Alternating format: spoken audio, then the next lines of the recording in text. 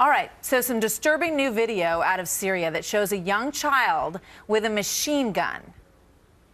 Incredible,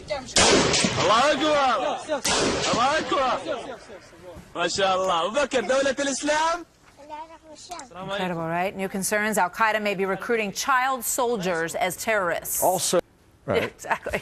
New concerns that Al-Qaeda is recruiting children as terrorists after this video showed up on YouTube. Watch here now.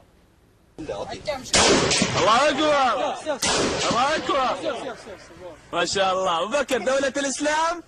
we are told that that young boy is 4 years old. Experts say it's nothing they haven't seen already. John Bolton's a former U.S. ambassador to the UN, senior fellow, American Enterprise Institute, Fox News contributor. Long title, Mr. Ambassador. Good morning to Good morning, you. Bill. I mean, he's 4 years old.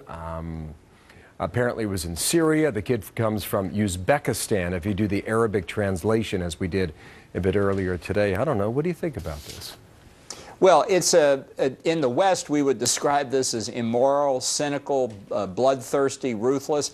But for the radicals, the terrorists, the end justifies the means. And it's not the first time they've used children as suicide bombers, as human shields to protect against attacks by military units.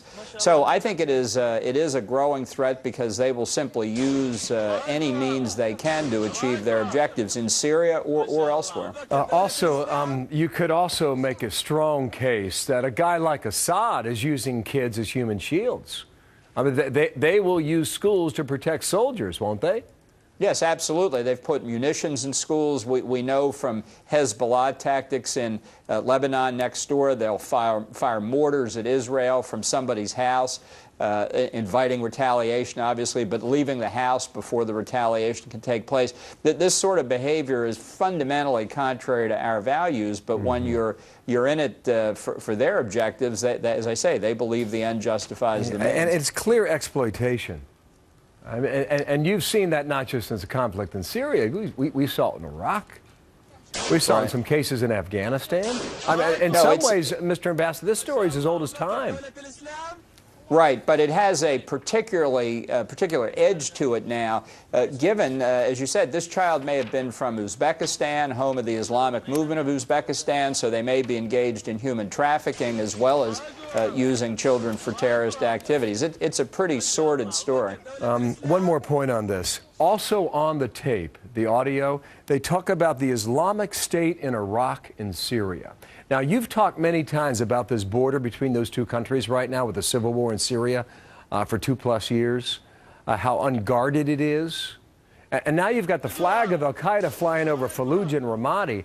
Is this already becoming a safe haven for these foreign terrorists to gather yet again?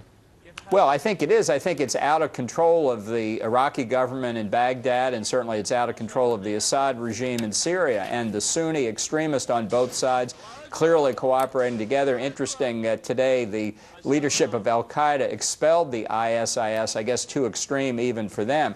But the point is, this is a lawless region now, and that kind of anarchy is a perfect breeding ground for terrorists, place for training camps and other locations that ultimately we will see the consequences of through terrorist attacks in the West. Too extreme for Al-Qaeda, huh? That says something. That tells you something. Right. Thank you, John Bolton, Mr. Ambassador in Washington. Appreciate it. Thank you, Bill. All right.